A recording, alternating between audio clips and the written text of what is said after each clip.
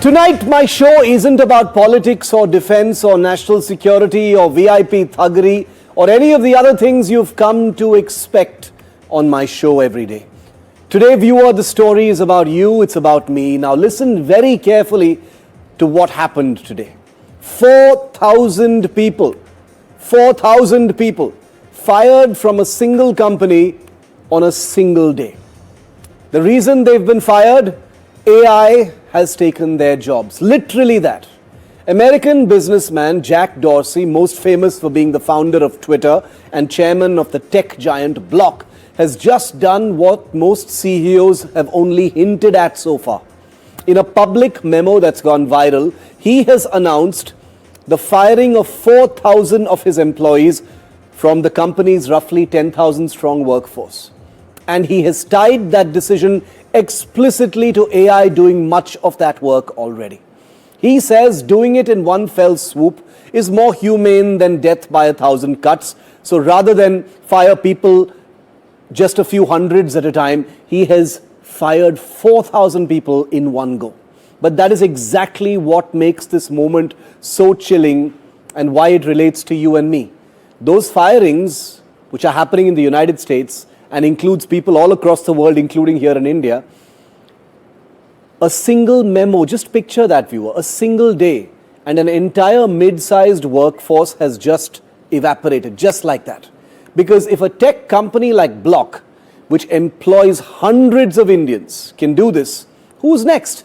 I'm not being parochial by saying Indian, but you're my audience, and I'm addressing you, and India has a large workforce in the technology world across the globe. IBM has already paused hiring for thousands of back office roles it expects AI to replace. Companies like Duolingo, you've seen the app on your phone, have openly declared themselves AI first and begun phasing out human contract work wherever automation is possible. In the United States alone, tens of thousands of firings have already been directly attributed to AI becoming part of the workforce, with job cuts explicitly linked to automation rising literally week after week, not month after month, not year after year, week after week. And the projections are far bigger than the headlines. The International Monetary Fund tells NDTV that AI will impact nearly 40% of jobs worldwide. Jack Dorsey just fired 40% of his entire staff. Goldman Sachs estimates the equivalent of 3,000 or 300 million full-time roles could be exposed to automation.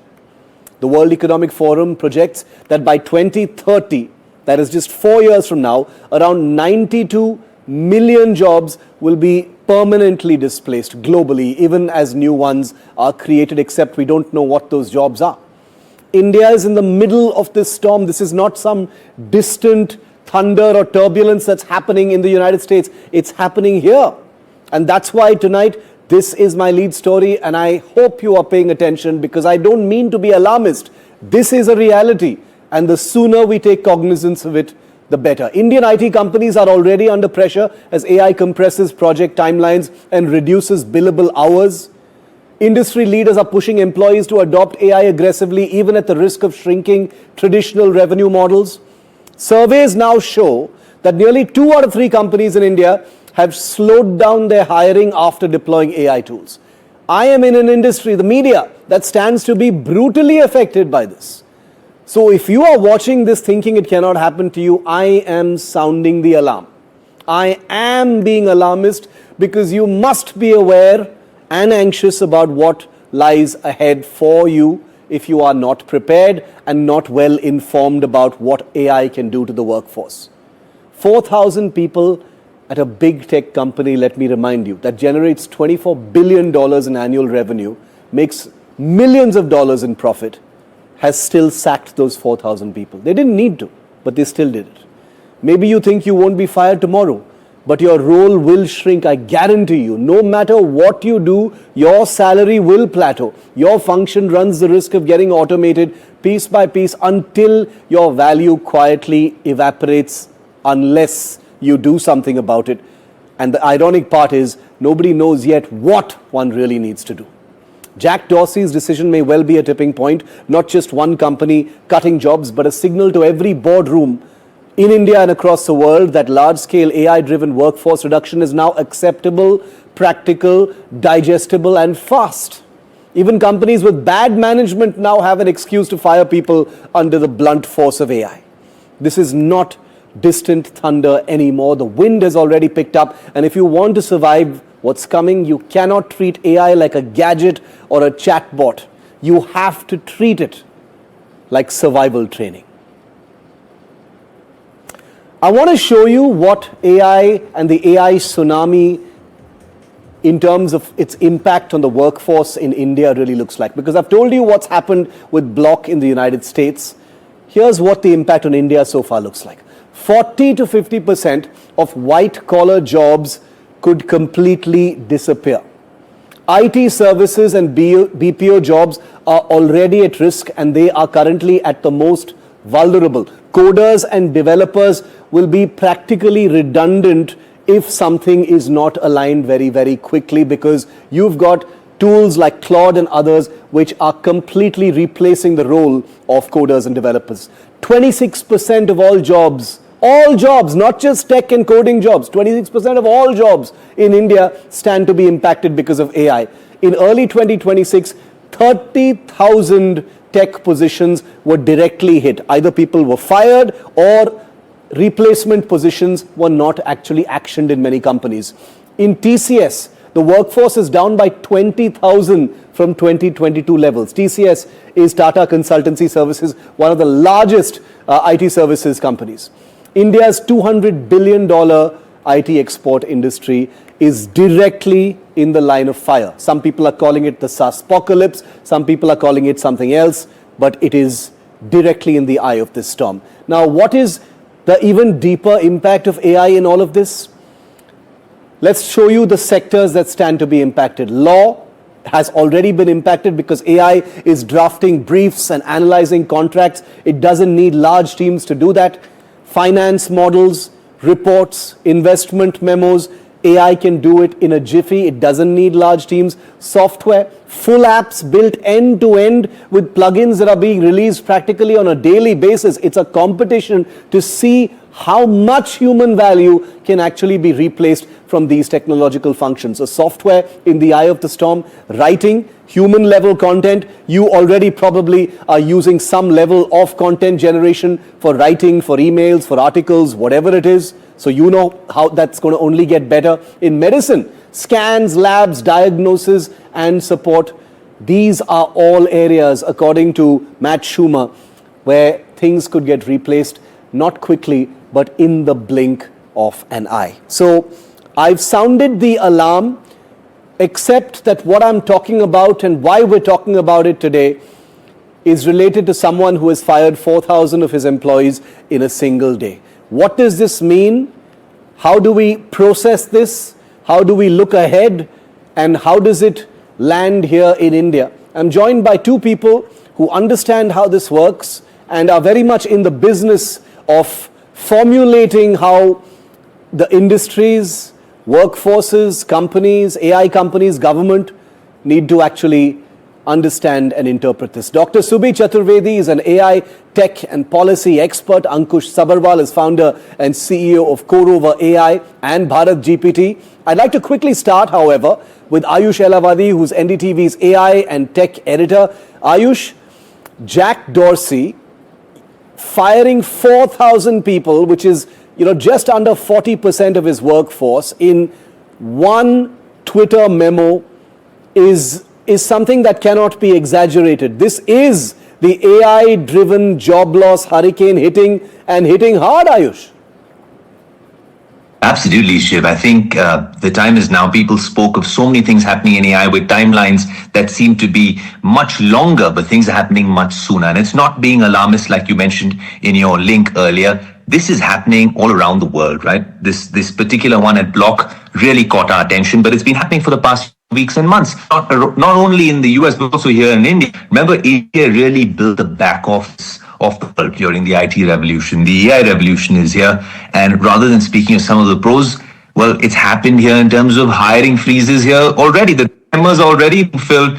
They're really being felt. When we talk about TCS, Tata Consultancy Services, they're one of India's largest employers, and even their workforce has shrunken, by nearly 20,000 from the peak after COVID. Even Infosys, for that matter, has also slowed hiring, and it's being felt throughout sectors, because a lot of the startups also are really axing some of these jobs, forcing them to really upskill. And this upskill is what we really want to really discuss on the show, because if you think about some of the conversations we heard from the AI summit, it's no longer conversations on AGI. Everyone's talking about super intelligence. And I think that there are conversations on safety that need to be had as well, and about what's really happening around the world. Thanks very much, Ayush, for getting us that. So it's good to know that this isn't being alarmist, because this is very, very real. Dr. Chaturvedi, how are you seeing this? You know, this is not propaganda. This is not someone trying to scare the world. This is a company that makes $24 billion annually, sacking 39% or 40% of its workforce in one fell swoop. Jack Dorsey, in his inimitable style, has said, it is literally because AI is doing your job now. Shiv, thank you for framing this debate the way you did. You've been extremely sensitive and empathetic, and yet you've been pragmatic. And I agree, this is not alarmist at all.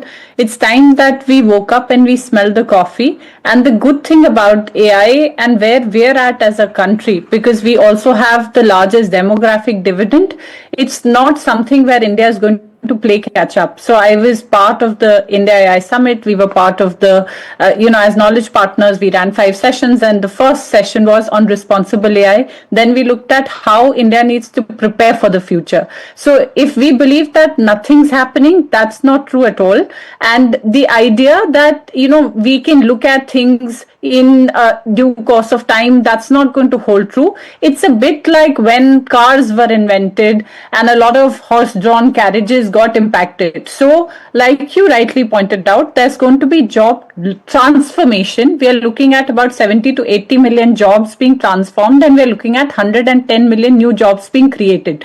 What we absolutely need to do is upskill. We need to mandate AI training, and that starts all the way from the boardroom conversations to every single curriculum that needs to be developed. And this is where industry and academia will have to work with each other. So when we teach engineers ESE, VLSI and circuits, it's extremely important that with the new education policy, with AICTE, we're not teaching our students something which is obsolete by the time they pass out. And that includes teaching the trainers, that includes upskilling our syllabi. So what we need to understand is, a lot of it becomes a Western import. A lot of it is sometimes directly borrowed from European models. That doesn't work for India. India has to become a data intelligent nation. So this is what the India AI mission did. They looked at the core architecture, which is data. They're making compute available at 280 rupees an hour. It is unheard of anywhere.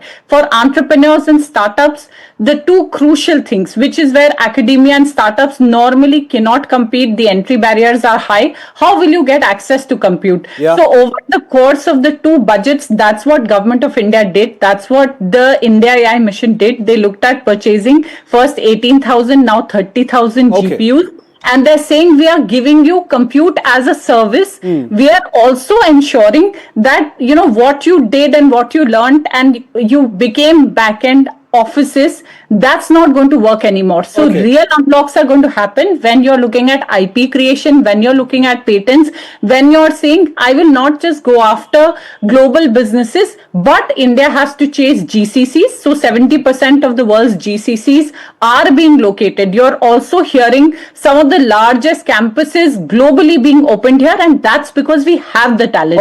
Let me bring Ankush in. I'll come back to you, Dr. Chaturvedi, because I do want to get into some aspects of what you just mentioned, because in my mind, even if I were to zoom in just on the block example that I've brought up, if 4,000 people have been fired and the world is still figuring out what those new roles are going to be in terms of, how roles are transformed, are we staring at a long phase of sort of interim unemployment, or people not really being able to hire the workforce that gets fired as a result of AI. These are real concerns. But Ankush, your thoughts on this mass firing? This is real. These people are going to be out of a job in a few weeks from now, all in one fell swoop. And there is no clarity on what's going to happen to them. And it's all because of AI. True. I think this news, and I trust it's the right news, and I think that's their reality, right? So, I understand though the AI would take or displace some jobs, but sometimes I know the companies overhire, right? So, when I started my career with the IT service company, they used to have a bench of around 30%, and people were happy taking the salaries. Right. So I think now, of course, this alarm, we should take that alarm. Let's not be happy just being there. Just having few kind of books is not enough. Just having wisdom is not enough. We have to be valuable. Keep asking that questions to ourselves. We have to produce value with a skill. And let me not defend that, and let me not take either side. But I think let me tell everyone, so let's be the creator, right? So now AI has given the opportunity, so all of us can be the developers of AI. So if the world needs any AI solution, so let India be the first which should come in everyone's mind. And it's possible. We don't need to be PhD to become AI developer. We don't need to be engineer to become AI developer. Let's take this opportunity. And if it is about software engineer in India, I think there are only 40-50 lakh software engineers, right? And how many are employable people in India? Around 50-60 crores. So I think it's very small number. I'm not saying don't take it for granted.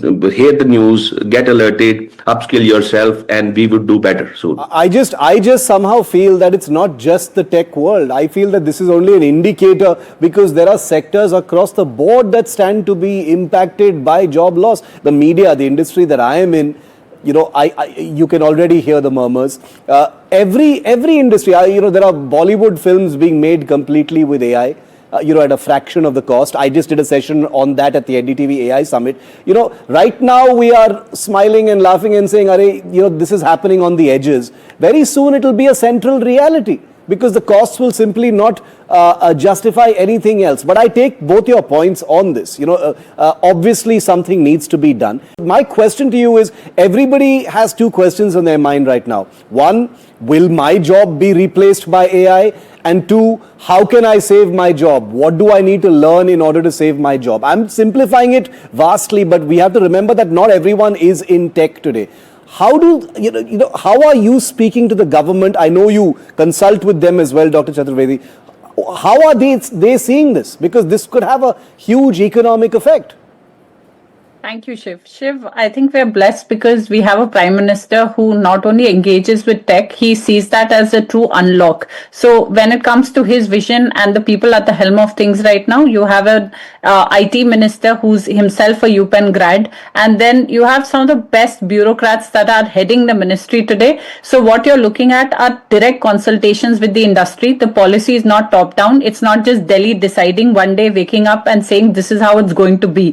We've had zillions of rounds of consultation, not just in Delhi, but in Lucknow, in Meerut, in Gwalior. And what we're solving for are use cases that work for India. So like we said, we are creating frameworks from the Global South. The fact that the India Impact Summit happened in India, the first ever country in the Global South, we're looking not just at fixing the air conditioning in, fancy farmhouses. We're talking about critical infrastructure. So we have to start seeing AI as a developer stack, just as the highways were built. That's why DPI plays a role. That's why the Jan Dhan Aadhaar Trinity plays a role.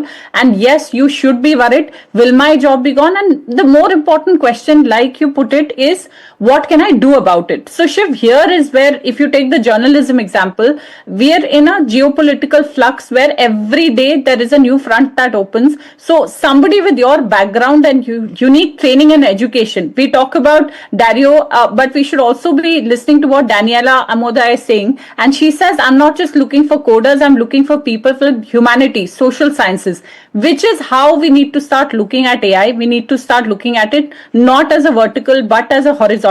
So if you look at core technical roles, we are looking at lakhs of AI and ML engineers. We are looking at prompt engineers. We are looking looking at NLP, which is natural language processing. How does the computer know whether you're looking at the picture of a cat or a dog? So computer vision engineers, Gen AI developers. Then you're looking at AI operations and infrastructure. So that's where MLOps comes in, AI data engineering comes in. Yeah. The mandate is you have to look at human-centric and strategic roles. The one thing that we forget, and that's where the World Economic Forum comes in, and they talk about what are the most relevant skills of the future. Critical thinking, interpersonal communication, the fact that AI is not going to write an original story on a dysfunctional Indian family. Believe me, I tried that. What is very important to understand. But it will at some point of time, Subi. That's the point. It'll get to a point where it will be able to do that. So very, very far from where we are at today. When singularity happens, when agentic happens, and when super intelligence happens, then you're looking at a question. That's where our government, and you talked about policy, and rightly so, we are talking about human-centric values. We are talking about putting the guardrails together. So if there are adequate guardrails where India doesn't look at a Me Too one-size-fits-all model. So our journey of adoption, Shiv, is going to be very conscious. It's going to be a diffusion of innovation-based model.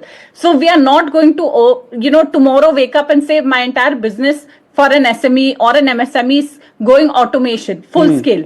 That is where our judiciousness comes in. That's where our decision making comes in. That how do I use AI as a tool to aid and abet productivity? I understand. While enhancing newer business avenues. Okay.